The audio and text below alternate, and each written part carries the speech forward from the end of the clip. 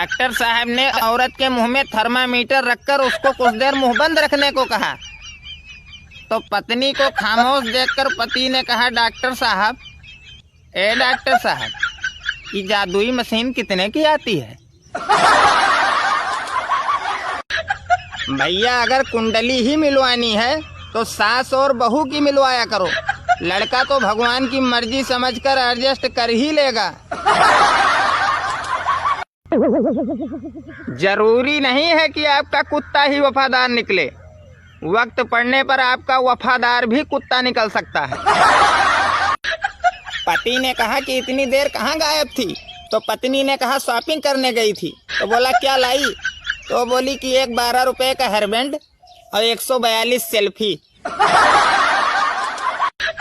भैया माता पिता सोचते हैं कि हमारी बेटी पढ़ लिख कर डॉक्टर बनेगी और उनकी बेटी चुम्मा देकर अपने बाबू का चोट ठीक कर रही है। भैया 35-40 साल के लड़के सोशल मीडिया पर पोस्ट कर रहे हैं कि आई एम सिंगल।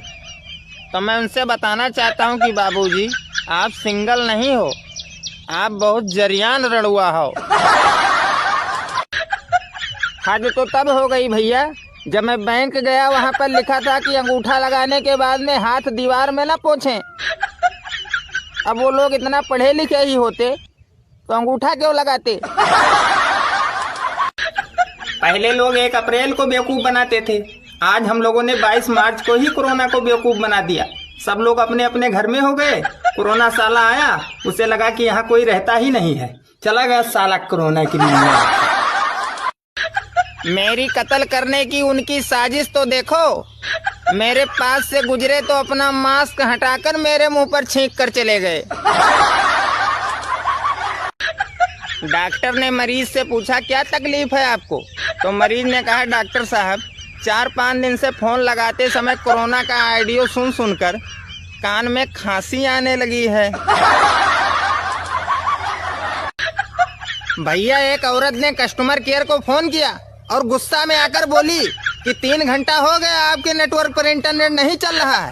तो कस्टमर केयर ने कहा कि बहन जी, तब तक आप कुछ घर का काम ही कर लीजिए। भैया हेलमेट लगाने पर उनका क्या होगा जो 50 रुपए की जेल लगाकर अपने बाल को गेहूं की फसल की तरह खड़ा रखते हैं।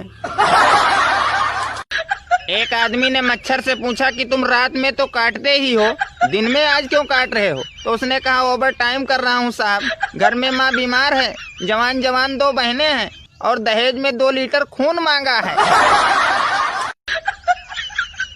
भैया एक समय वो भी था कि लड़कियां फेसबुक पर अपना पिक दिखाकर बोलती थी इसे डिलीट कर देना, और आज वीडियो बनाती हैं, उसके बाद में कहती हैं इसको आगे शेयर कर देना।